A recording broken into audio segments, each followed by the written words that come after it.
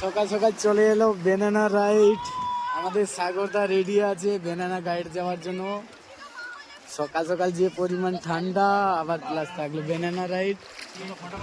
সাগরদা যুদ্ধ করার জন্য রেডি আছে। সাগরদা রেডি তো যুদ্ধ করার জন্য?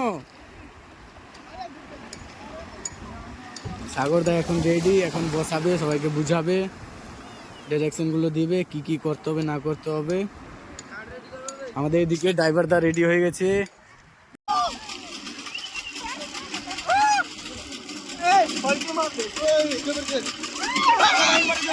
এখন ঠান্ডায় পুরো কাঁপছে।